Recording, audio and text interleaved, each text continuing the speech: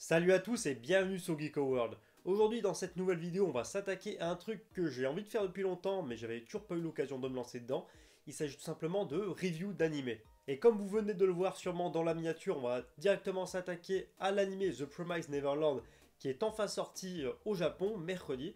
Et il est temps d'en parler, on va échanger là-dessus et je vais vous donner mes impressions. Là-dessus, je pense qu'on sera tous d'accord pour dire que c'est sûrement un des animés les plus attendus de 2019.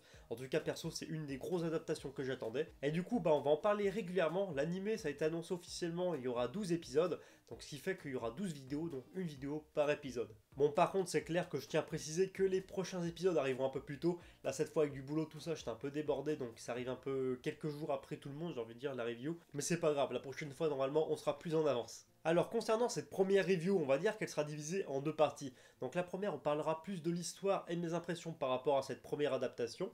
Et ensuite, dans une deuxième partie, on parlera d'une partie beaucoup plus technique, c'est-à-dire de la réalisation, de l'animation, etc. Alors concernant l'histoire, il faut savoir déjà avant toute chose que je lis le manga, j'en ai déjà parlé dans plusieurs vidéos différentes.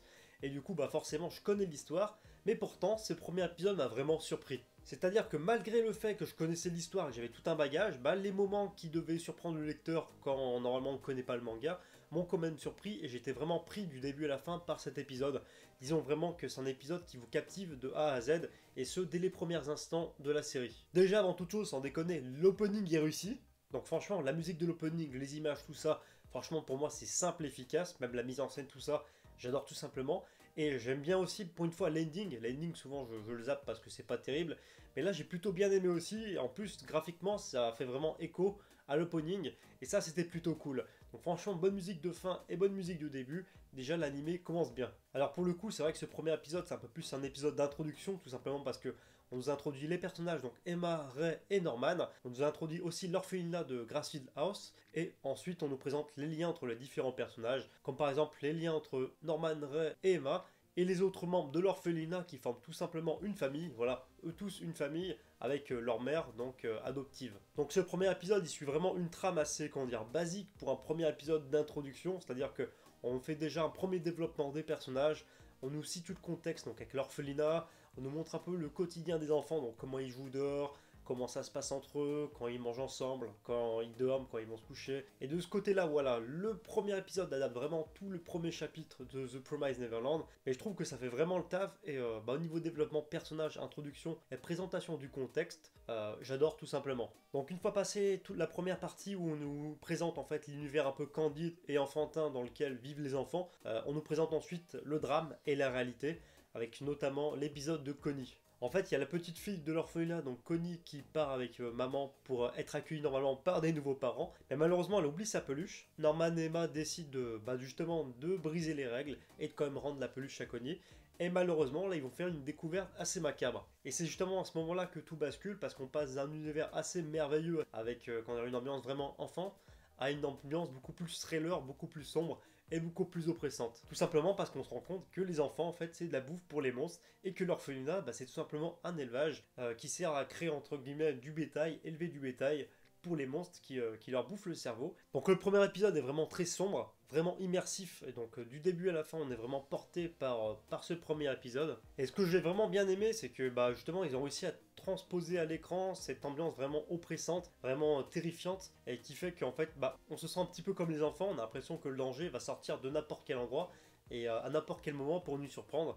Et ça c'était vraiment, vraiment bien réussi, parce que malgré le fait qu'encore une fois je connaissais l'histoire, j'étais tout seul à stresser devant mon écran, alors que pourtant je suis pas souvent entraîné comme ça par des animés. C'était pas forcément facile, mais ils ont réussi, donc franchement GG. En tout cas voilà pour la partie histoire et mes premières impressions par rapport à l'histoire. Et maintenant on va se lâcher un petit peu et on va parler un peu plus de la partie visuelle et technique, parce qu'il y a vraiment pas mal de choses à dire sur ce premier épisode. Déjà, sans déconner, en termes de réalisation, d'animation, etc., on est vraiment au top. Que ça soit les couleurs, les plans, les arrière-plans, les focus, donc sur les personnages, les cuts, tout ça, c'est tout simplement impeccable. Donc franchement, c'est bien réalisé, c'est super dynamique, c'est vraiment agréable à regarder. Et franchement, encore une fois, au niveau de la réalisation, ils ont réussi aussi à gérer cette partie un peu thriller, un peu sombre, et la partie beaucoup plus enfantin, où on a simplement quelque chose de beaucoup plus coloré quand c'est focus sur l'univers des enfants, Et une fois qu'on arrive au twist justement de l'épisode, et bah le ton est beaucoup plus sombre, beaucoup plus macabre. Et ça franchement, même la réalisation, franchement, ça aide vraiment à nous plonger dans l'épisode. En ce qui concerne les seiyuu, donc c'est-à-dire le doublage, donc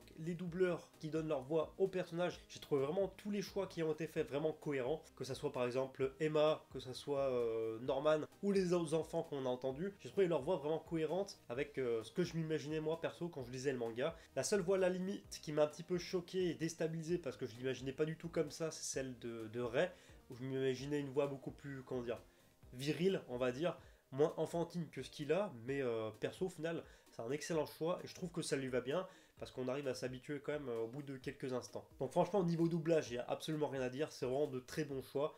Et ça nous montre encore une fois que les japonais sont au top du top en matière de doublage. Ensuite concernant l'animation des monstres, parce que c'était vraiment une des questions que je me posais, comment ils vont animer les monstres, parce que souvent dans le manga on les voit en un plan de façon assez horrifique au niveau du dessin, et là je me demandais comment ils allaient rendre justement ces plans vraiment figés sur les monstres pour que ça soit vraiment intéressant visuellement et qu'on se fasse pas chier. Et au final ils ont trouvé une petite astuce qui est pas mal, c'est-à-dire que les monstres ils ont leurs yeux qui partent un peu dans tous les sens, qui bougent, et ce qui fait que malgré le fait qu'on ait un plan sur le personnage, donc sur le monstre, on se fait pas chier parce qu'il y a quand même des petits trucs qui bougent tout ça et qui captivent notre attention. Et enfin pour moi ce qui sera vraiment le gros point positif pour ce premier épisode, et c'était vraiment ma crainte concernant la série The Promised Neverland, c'est tout simplement la censure, qui franchement pour moi ils ont vraiment bien géré ça. Donc ok c'est vrai qu'il n'y a pas des flaques de sang à gogo, etc. comme on le voit par exemple dans le premier chapitre, mais perso je trouve qu'ils ont vraiment trouvé un bon compromis entre la censure qui en est pas vraiment une, mais tout en gardant vraiment l'aspect horreur et un peu macabre. Donc on a comme des gros plans sur le cadavre d'un enfant, enfin je sais pas pour un animé c'est quand même c'est pas rien,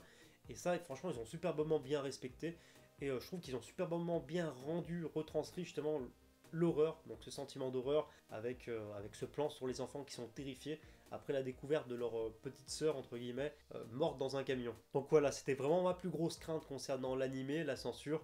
Et franchement, il faut avouer qu'ils ont superbement bien géré. Donc c'est vraiment une réussite de A à Z. Enfin bon, voilà, je pense avoir fait le tour de tout ce que j'avais à dire concernant ce premier épisode. Au niveau de l'intrigue, c'est un épisode vraiment d'introduction, mais je trouve que ça fait le taf. Pour moi, les OST, donc l'opening, l'ending, et les petites musiques qu'on entend vraiment en arrière-plan pendant l'épisode, j'adore tout simplement. Donc là-dessus, ils ont vraiment fait du bon boulot. Donc les seiyuu, le doublage est tout simplement aussi, encore une fois, excellent, très bien choisi. Je trouve que c'est cohérent avec ce que je m'imaginais. Donc ok, Rei m'a un peu choqué au début parce que je m'attendais pas à cette voix pour le personnage, mais au final c'est cohérent. En plus de ça, l'animation est au top, il n'y a pas de censure, ou en tout cas, comment dire, on va dire que c'est adapté pour l'animation, et ça c'est plutôt cool. C'est dynamique, c'est beau à regarder, les paysages sont vraiment magnifiques. Franchement, pour moi, il n'y a rien à dire. Et j'ai tout simplement hâte d'être la semaine prochaine pour découvrir la suite. En plus de ça, l'épisode cut sur un plan où on voit maman assez vénère, je pense que ça va être assez épique. Les 12 épisodes risquent de passer assez vite. En tout cas voilà, c'est tout pour cette vidéo, j'espère vraiment qu'elle vous a plu.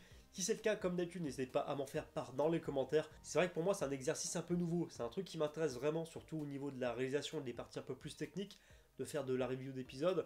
Mais c'est vrai que c'est pas forcément facile, et puis j'ai fait le choix de regarder aucune review pour pas me faire influencer, donc j'essaye de faire mon truc à ma sauce, j'espère que ça vous plaira. Si ça vous a plu, n'hésitez pas à mettre le petit pouce bleu, si c'est pas encore fait, vous abonnez à la chaîne, ça prend un clic, c'est gratuit et ça fait plaisir. Sinon il faut savoir que je suis présent sur Facebook et sur Twitter, donc si vous voulez me rejoindre, ça sera avec grand plaisir. Donc Facebook GeekoWorld et Twitter GeekoWorld, tous les liens sont à l'écran et dans la description. Et sur ce, je vous dis à très bientôt pour une nouvelle vidéo.